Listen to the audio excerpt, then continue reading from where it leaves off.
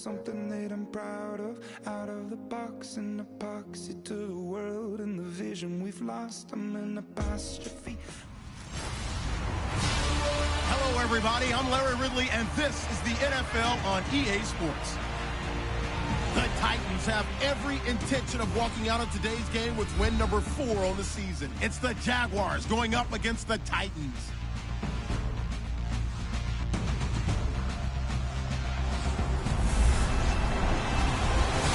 Thank you, Larry. We are across the Cumberland River from downtown Nashville at Nissan Stadium in Tennessee. The scene a few moments ago, here it is. It's unlike any other in sport as both teams made their way out of the tunnel. These folks are fired up as their guys are ready to do battle between the Jacksonville Jaguars and the Tennessee Titans.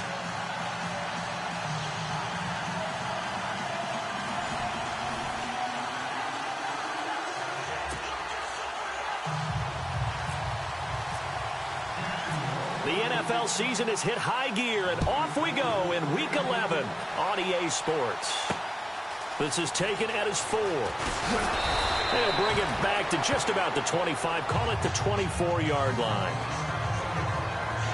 So out comes this offense to take over for the first time. They'll be led out by their quarterback from Central Florida. It's Blake Bortles.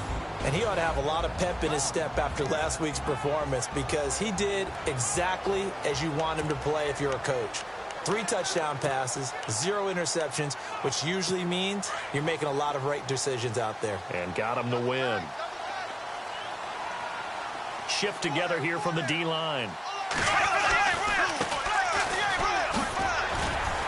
And he's able to plow forward up to about the 29, just shy of the 30. Give him 5 on the carry there, and it'll be second down. 5 yards left for the offense. It's second down.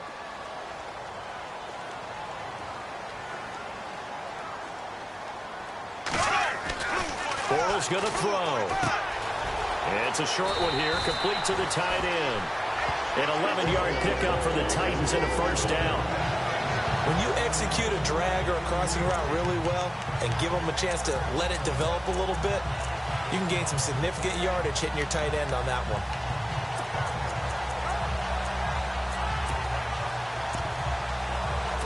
And the offense lining up 1st and 10.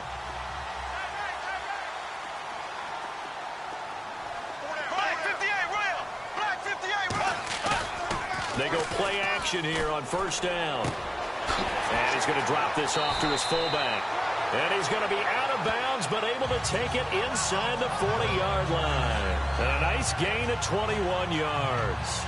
Brought me to jump in on you, partner, but they didn't waste any time getting downfield, did they? I mean, a nice big play there. 3 plays, 3 successful plays in plus territory. Now this defense on its heels a bit. It seems like they had something targeted there, doesn't it? It's like, okay, we've got a matchup we like coming right out of the gate. Let's go ahead and get right to it. So after that big play, let's see if they can catch their defense maybe on their heels.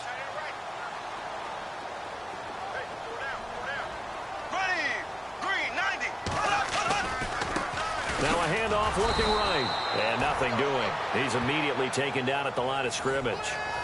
Officially no gain on the play, and it's second down. And time to take a look at the Jaguar defense. When the 2016 NFL Draft concluded, many people looked at Jacksonville and thought, boy, what a steal they got in Jalen Ramsey at cornerback and Myles Jack at linebacker. But Yannick Ngakoue out of Maryland, he ended up finishing 2nd in the AFC among rookies in sacks with 8, and they got a steal at outside linebacker. Now a handoff as they run left side. No dice this go-around. He's hit behind the line and taken down. It's a loss of 4. Now 3rd down. If you're the coaching staff upstairs, you might want to file that play away. Did you see how fast the safety closed on that one? Coming up in run support, made a big-time tackle. Might want to try and check into a pass next time. Yeah, got him for a loss. Really, really great play defensively.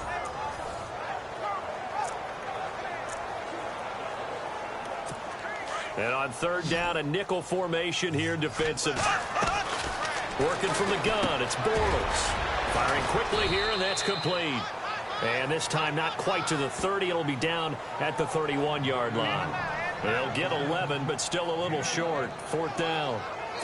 And that was a nice catch, and if the goal was to get into field goal range, it certainly appears that they accomplished that. Well, and sometimes that's about 7 yards deep. Uses the spin. And in hindsight, probably should have stayed where he was, as he'll only get back to the 16-yard line. So here's the first drive now for the Jags. And a glance here at the man calling the plays under center, their 6'4" quarterback.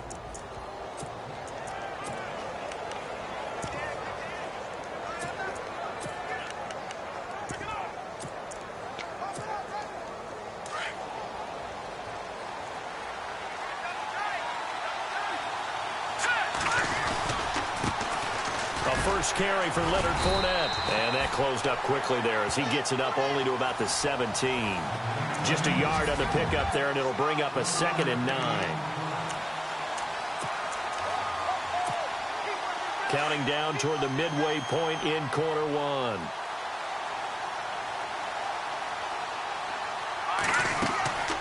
He'll look to throw. He'll set up the screen to Fournette. And some room to maneuver. And he's taken down, but not before he gets this across the 25-yard line. 11 yards there for Jacksonville and a first down as well. I like the screen being called here early in the game, especially on the opening drive, because, Brandon, when guys come out of the locker room, especially those pass rushers, they are so amped up to get to the quarterback that you can use that against them, and a screen pass is a great way of doing it. A lot of teams against good pass rushing teams, they want to run the screen 10 to 12 times in a game. In a word, I would say productive, finding the end zone 3 different times. Is it possible that you're really underselling it? 3 touchdowns, just going to call him productive? What do you want? This guy had a nose for the end zone. He was good. Had a snoot full, didn't he? How about that? Big-time game. Again, it's Fournette. And this carry not as productive. He's swallowed up at the line of scrimmage. No gain on the play, and now they're faced with a 3rd and 1. They'll look to throw for it on 3rd and 1. And Ingram holds it in. And he's going to have a first down as he's brought down at the 44-yard line. First down, Jacksonville. The passing game looking sharp on this drive for the Jags. His position, and he's listed as a tight end, but he certainly doesn't run like one, and that's what we're seeing more and more coming into the league. Those guys who can run, make plays after the catch, and gain that additional yardage. And using that speed there to turn it into a pretty nice little gain. And he's going to fight his way forward here for a modest gain. 5 yards on the carry. Good pickup on first down. That's a strong pickup right there on first down. And as this drive goes on, we're seeing an offensive line and running game imposing its will. They'll drop to throw. And a quick throw here. That's complete. And this time not quite to the 30. It'll be down at the 31-yard line. It's an 8-yard pickup and leads to a new set of downs. I don't believe that this opening drive is surprising to either one of us after the time we spent with the coaching staff and players prior to the game. What about you? Absolutely. Not only that, but that big article in the paper this morning about their philosophy on starting games like you're shot out of a cannon, and that's what they've done. Very methodical here on this first drive. Yeah, so many teams talk about that fast start. We're actually seeing it happen right here in front of us. But now the kicker, can they cap it off by putting the ball in the end zone? This team is not going to make it easy for you. They're a physical group, and we just saw it there on that play. It came in, made the contact, just as he's trying to haul it in. And the 8th play on this drive coming up. They go back to the ground now with Fournette. And able to push his way forward here for a good little gain. Give him 4 on the ground there. They're now left with 3rd and 6. That second down play call was not to pick up the first down. It was to accomplish what they did to get them into a manageable 3rd down because they had incompletion on first down, so they were behind the sticks, so to speak. They needed to make up some ground, and they did. Over the middle, complete. It's Sutton. And he'll be taken down as that will take us to the end of the first quarter of play. 1 quarter in the books here on a Thursday night. 3-0 is our score. We're back to Nashville right after this. And they're on the move here. They've got it 1st and 10. Well, just play after play after play on this long drive for the offense.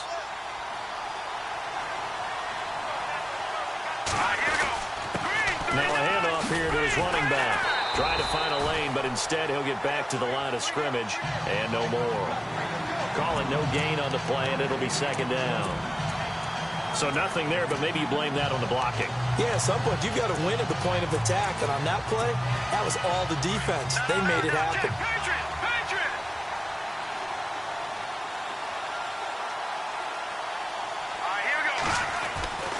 Now he'll look to throw here on 2nd and 10. Quick hitter here, it's complete.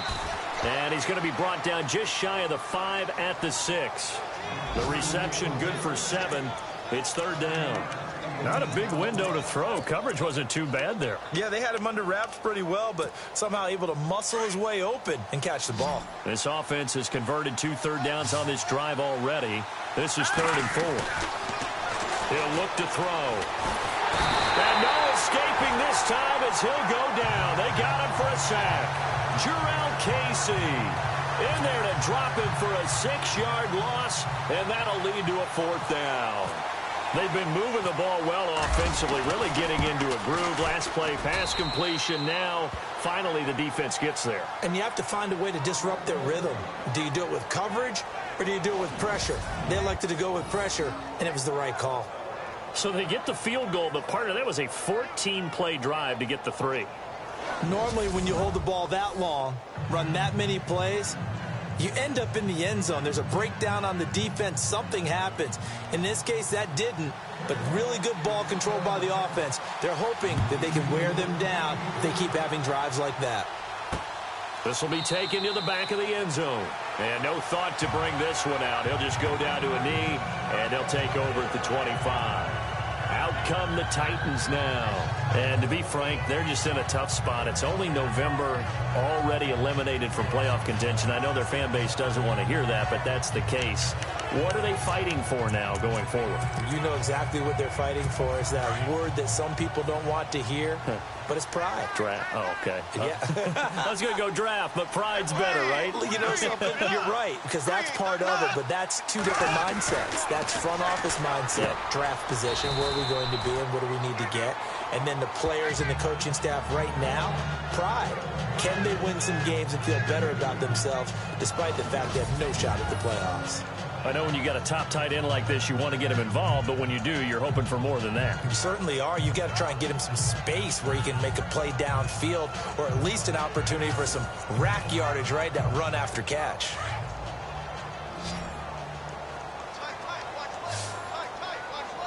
Here we go now.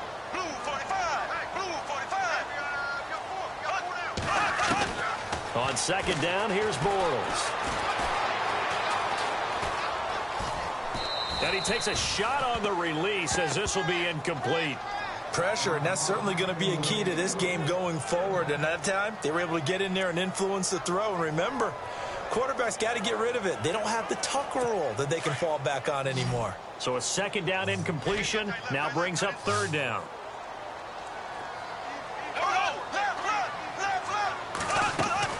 They fake the handoff. Now Bortles. And the Jags get to him as down he goes. Sometimes I watch games and wonder why they use play fakes on certain passing situations, because it's not going to fool anyone. I don't know if that was the case here, but the end result was the same. No one fooled. The quarterback was hit. And the win last week punted 4 times as this one's away. And taken right on the 30.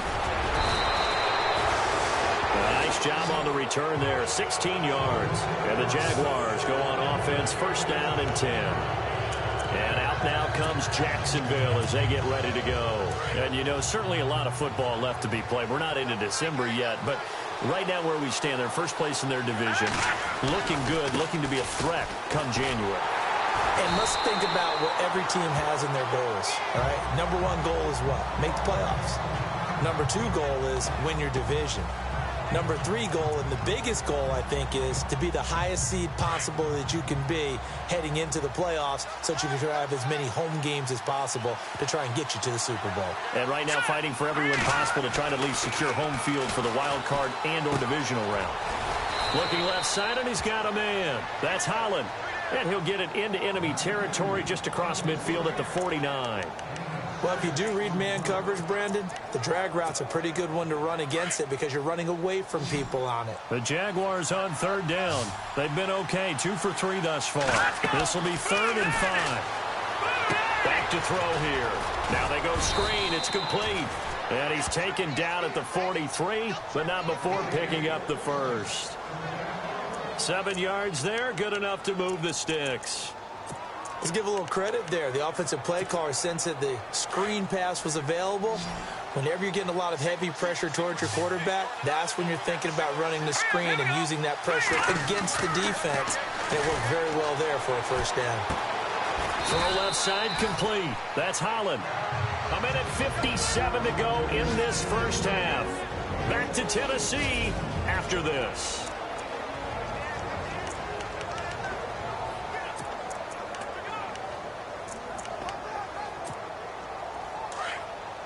Don't forget, coming up at halftime, we'll take you to Orlando and Larry Ridley. Larry will have the highlights of this first half, but he won't have touchdowns because we haven't had any to this point. But there's still time, though, partner. His throw incomplete.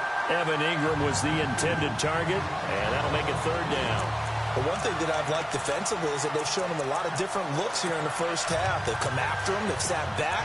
I think that's what you need to do to keep an offense guessing. And they certainly have kept them on their toes. That's why they haven't had much success on the scoreboard.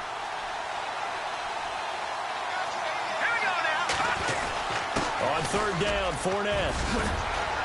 And he's got the first as they'll bring him down at the 28-yard line. It's a 9-yard gain, and it keeps the drive moving. Well, partner, what do you think? Might have been 4-down territory if they didn't pick it up, but... Yeah, it's a moot point now. I was curious, so if they didn't get it there, would they have gone for it? I guess we'll never know. Yeah, we didn't have to make that call, but I have a feeling both of us would have said, go for it. They'll set up the throw. Now they set up the screen. That's complete. First down, Jacksonville. The passing game looking sharp on this drive for the Jags. When you run a screen pass really well, you got to like the look of it because so many parts come together to make it work well. The offensive linemen, where they're faking people out, the back slipping out there, catching the football, then all of them going together as one unit downfield. A really nice pickup.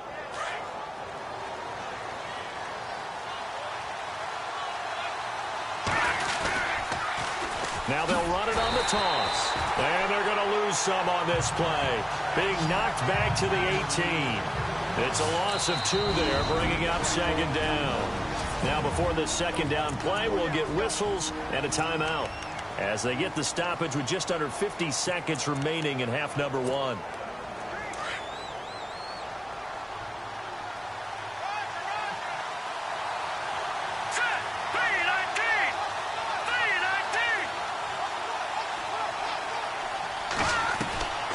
Now they'll throw here out of the gun. Got his man complete over the middle. It's Holland. They'll get 9 there as that sets them up better for 3rd down. In position for the possible game winner, but they need to get up and spike it. They'll look to throw. And it's caught. And he will have the first down before he's brought down at the 3. And now before this first down play, we're going to get a timeout here, as the clock will stop with just under 30 seconds to go in the first half. They come out here in the eye. They'll look to throw here. And incomplete. He dropped it in the end zone. Those throwing windows get a lot tighter near the end zone, don't they? And here's the thing. You already probably have 3 points in your hip pocket. You force a throw here and give up an interception, you come away with nothing. Especially tough in the middle third. Got his man. It's caught. Touchdown, Jaguars.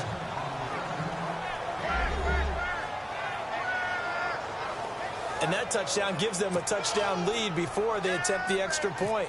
What a great way to end the half. Yeah, great job to put themselves in front. And now, see on the sideline, special teams defense scrambling, saying we want to preserve this for the final moments of this second quarter.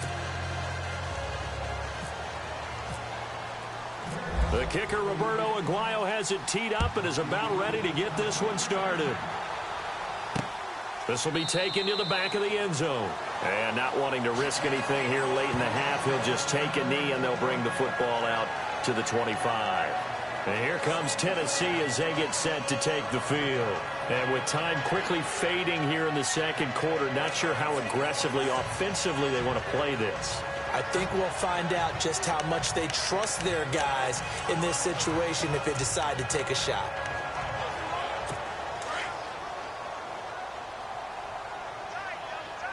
And the D-line pinching together must be expecting the run. And he'll give it here to his running back. And he'll fight forward to about the 27-yard line. 2 yards on the carry there, and it'll be second down. One of the things that I observed when Dante Fowler was coming out in the NFL draft, how hard he played the game. Every time I turned on a tape, he was either rushing the passer, making a play in space against the ball downfield, or hustling from one sideline to the other. How about that play right there? Making a nice tackle, holding it to a short gain. Now they try the right side here. And he's going to lose yardage and be backed up to the 25. So we've reached halftime here with the visiting Jaguars out on top. As we'll send you down to Orlando, where Larry Ridley has our EA Sports halftime report. Larry? All right, Brandon, we'll see if I can get through this without being skipped as we welcome you to our EA Sports halftime report. The Titans are behind right now, but the home crowd should give them a boost. The Jaguars have looked good on the road and will just try to keep the ball rolling in the second half. And okay, so much for our halftime break. Apparently we're going to get right back to it. So both teams have their marching orders, and we'll get going again here in quarter number 3. That'll be taken in the end zone. And all that work, but he stopped where he ultimately would have been had he simply taken a knee, and that's the 25-yard line.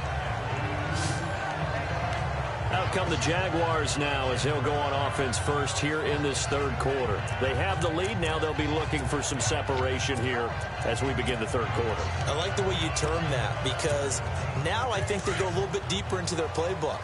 They like what they did in the first half. That worked okay. But in order to get the separation that you just talked about, change things up a little bit. Change your tendencies. Try and hit them a little bit more with some things they didn't see in the first half. We'll see if they do just that. Second half beginning with a run from Fournette. A very good move, but for a relatively modest gain out near the 32.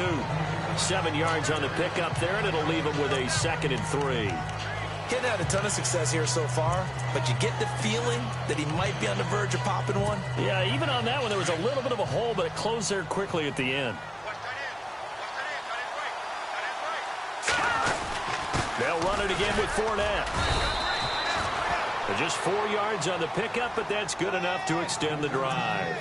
They're trying to show that they can run the ball and protect this lead. Give it to the backs, play a little bit of keep away, don't you think? And that's probably a good philosophy at this point, going to make that defense stand up and stop them. First down and 10 now for the offensive group. Running left is Fournette, and he will lose yardage back to the 34-yard line. That's going to go as a loss of 2, and it'll be second down. I think it's pretty evident. We can say what a difference a week makes. Last week, he ran pretty much wild, didn't he? Did pretty much what he wanted to do. But this one, they've stopped him cold. That, to me, that's good scouting and even better execution. Yeah, and they stopped him behind the line right there. They obviously watched the tape a few times and made some adjustments. He'll drop to throw. Going to throw right side here, complete. A good pick up there of 20 yards.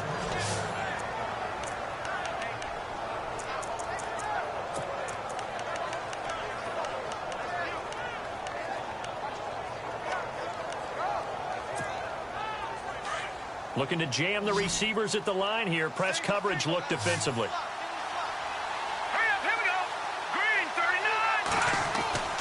Now on first down, he'll drop to throw it. Over the middle, complete. It's Holland. And he'll go down shy of the 40 at the 41. 5 yards on the catch there, brings up second down. When you see zone defense and you know you've got a drag route on as your primary call, you've got to be really careful as a passer about how far you let your guy go, because he might wander into some tough coverage. So they complete the pass, and now they face a second down. From the shotgun, he'll look to throw. And no escaping this time as he'll go down. They got him for a sack. Jurrell Casey in there to drop him for his 5th sack of the year. And that's his 2nd sack of the game, but this player, disruptive in all phases, whether he's going upfield, coming underneath, you name it. He's a big-time guy you have to block. Now back to throw. Into heavy traffic, and it's intercepted. Picked off near the 34. And he'll return this one just shy of midfield to the 49.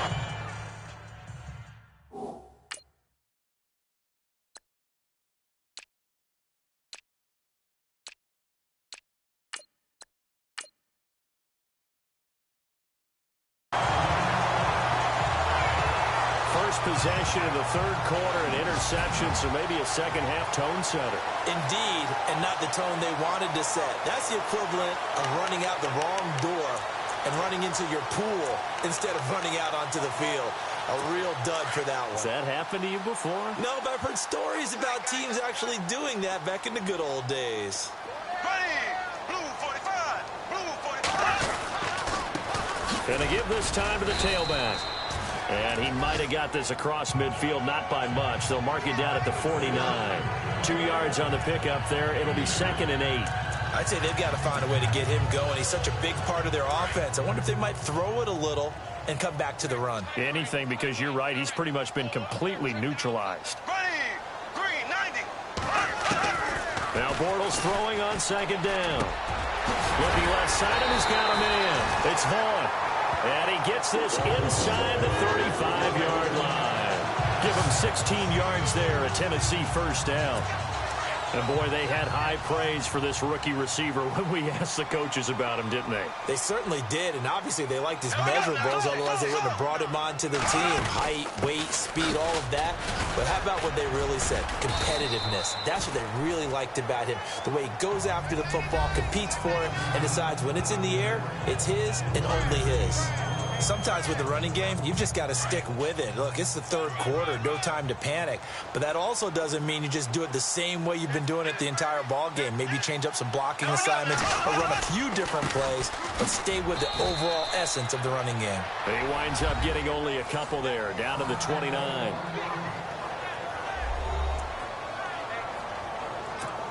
And the Jags have 5 in the secondary here on 3rd down.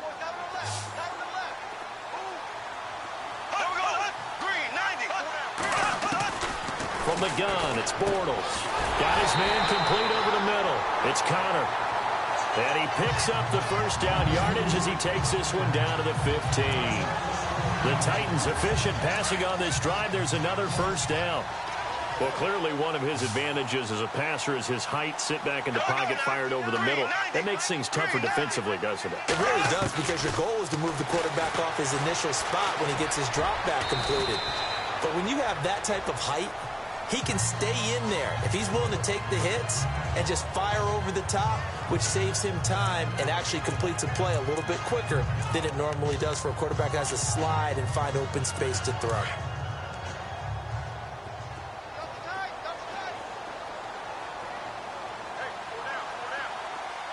we go now. Blue 45. And a big tackle there as the defender runs right through him. They'll say no gain on the play there, and now it'll be 3rd down. So if I'm an offensive coordinator, there's one thing that I know for sure. This is one of the top 5 teams in the NFL against the run. So when I look at my playlist, I'm probably thinking about throwing it. The Titans on 3rd down, just 1 for 3 thus far. This will be 3rd and 5. There we go now. Green 90. From the shotgun now, here's an inside give. And he tries to power forward, but he will not get back to the line of scrimmage. 1 quarter remains here in this Thursday night matchup. We'll return with more after this. This is the NFL, and it's on EA Sports.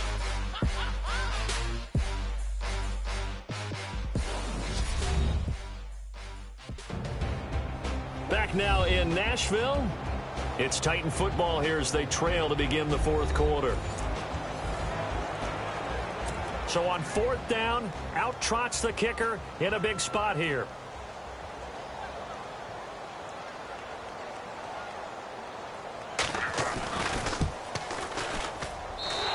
Sturgis able to knock it through, and that'll bring them back within 4. So an interesting call there to take the 3. I guess they're thinking their hands were tied, but in the 4th quarter, that field goal, it really might not help them much at all. Yeah, I mean, you still need a touchdown. Another field goal does you no good, so it'll be interesting to see what the media reaction is if the score stays where it is. Now it's Sturgis converted on the field goal. Now he'll send this one away on the kickoff. This one taken from the 7. And he'll take it past the 25 and up to the 28-yard line. Now here's the signal caller getting ready to lead this offense again. And he comes out on the heels of an interception he threw last time they had the ball. Yeah, and you know, the quarterbacks that I know that are the best ones, the ones that really know how to lead their team, they tell them, that's on me. That's my bad. But let's go back out there and move ahead again, guys. We can get this done. One good thing for him, it did only lead to 3 points and not a touchdown after that turnover. Big thanks to the defense. And not much, maybe a yard up to the 29. Brandon, it's all about pace and tempo now for them. They've got the advantage, so I'm going to put musical terms for you. You don't want to go prestissimo. That's too quick, too lively, right? But you also don't want to slow it down too much. You don't want to go lento. What you really want to be is moderato. Nice and even, nice and steady, get those gains, and close out the game. I think that chicken parm from last night's gone to your head. And he'll be brought down shy of the 40 at the 38-yard line. They get 9 out of that one, and as a result, the drive continues. For a second there, I thought that might break big. Screen pass, looked like it was coming together, looked like there was an opening. Still, ended up with a solid game. Now they'll run it on the toss. And he's going to be stopped up quickly here. Just a yard up to the 39.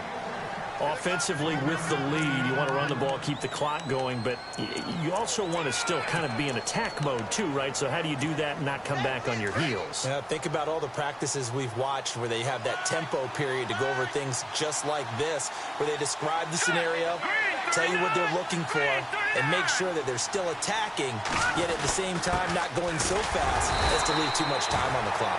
And not much room to operate as he'll get this up only to about the 41. Back-to-back 1-yard runs here, so that leaves him with a 3rd down and 8. And the trend continues here in the 4th like it was in the 1st, 2nd, and 3rd. He's had nowhere to run. And you're probably thinking to yourself, why do they keep feeding him the football? Well, they trust him first and foremost. They do believe that over time he might actually pop one of these runs. But bottom line is he takes care of the ball well for them, so they'll keep handing it to him. Let's go! Green, 39! They're going to look to throw.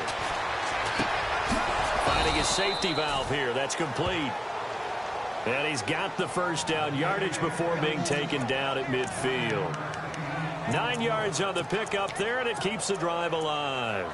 Big hook up there, forced to throw it on 3rd down. The connection's going to keep the drive alive and also keep the clock moving. Yeah, and from a defensive perspective, didn't get a sack, didn't knock the ball free, didn't break up the pass. The clock keeps running on you. You're in a dire situation now.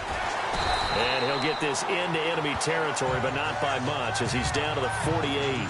Give him a couple on the carry there, 2nd and 8. The 4th quarter here, they've got the lead. They want to keep it on the ground. That's what they're doing.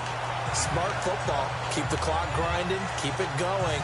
But you got to figure now, they're going to see more people stacked up at the line of scrimmage as they try and bleed it out. Time for a break. We'll come back for the electrifying conclusion after this. So it's Jaguar football here as we welcome you back. And let's see what they've come up with offensively after having time to talk it over. They keep it on the ground. This time it's Fournette. And the second wave of tacklers is going to get him as they stop him behind the line. And now right out of the 2-minute break, we'll get a timeout used defensively with 1:56 to go.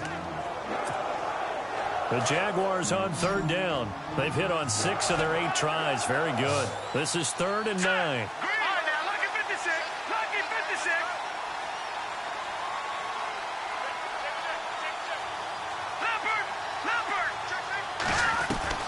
From the midfield stripe, they'll look to throw. Looking deep downfield. So they took a shot there on 3rd down, couldn't get it. Now it's 4th. These are the spots, this stage of the game, where it pays to have speed on the perimeter, doesn't it? It certainly does, and in the second quarter, he may very well have run by him, but in this situation, I know as a defender, I'm loosening up a couple of extra steps that allowed him to run with him stride for stride.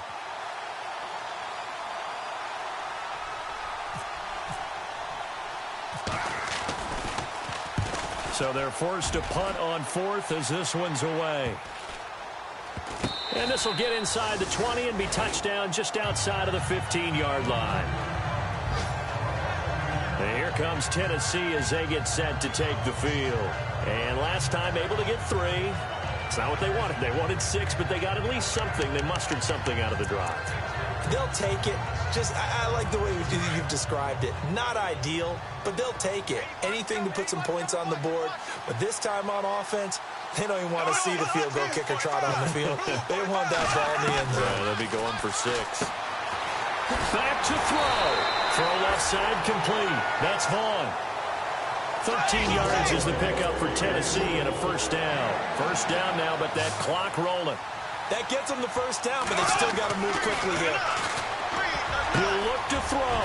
Looking left side, it's complete. He's got it. And he takes this one just shy of midfield all the way to the 49. A good pickup there at 20 yards. He'll look to throw. And a return across midfield and to the 46-yard line. And that one, it's going to hurt big time. You're in the 2-minute drill trying to get your guys down the field, and it's looking like they're going to come up just short, as this is definitely not his best throw, and it'll wind up being intercepted. And now here's a carry heading left. And he's going to fight his way forward here for a modest gain. Now a second timeout called for by the defense. That'll leave him with just 1 remaining in this fourth quarter of play.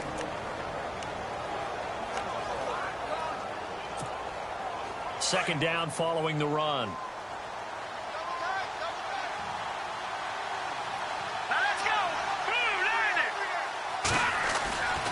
A handoff to Fournette. And he'll go down here at the 35-yard line. Now the defense will burn their third and final timeout. And as the two teams talk it over on their respective sidelines, we take a break. So the run gets them the first, and now they operate with a fresh set of downs. They keep it with Fournette on first down. And this time he's not going anywhere. They'll get him down right at the line of scrimmage.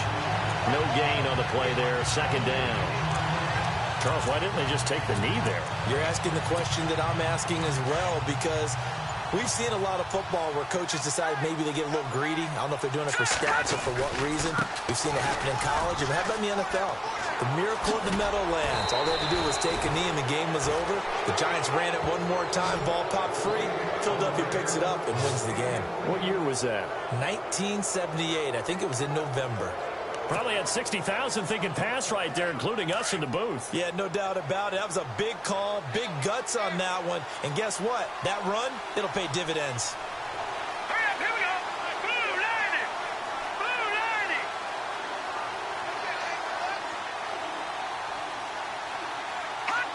90. Down to a knee for the Jags. Victory seemingly in hand.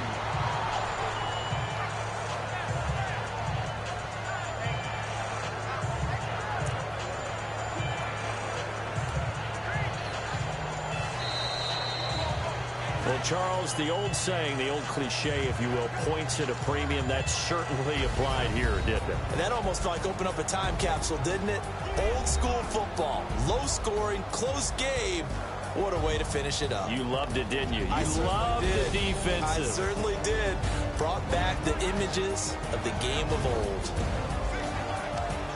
So for the Jaguars, they continue to put themselves in position for a first-round bye as they move to 8-2. And they'll get a few extra days to savor this one before they take on the San Francisco 49ers. Meanwhile, for Tennessee, they're going the wrong way as this will drop them to 3-7 now on the year. And they'll look to regroup next week as they head to L.A. to take on the Rams.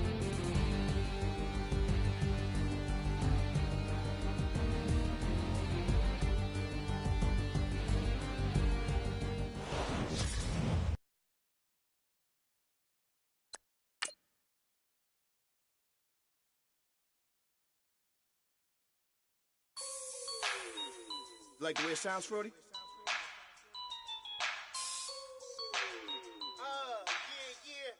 Just let me breathe for a minute, man. Just let me breathe. Just let me breathe for a minute, man. Just let me breathe for a minute. Just let me breathe.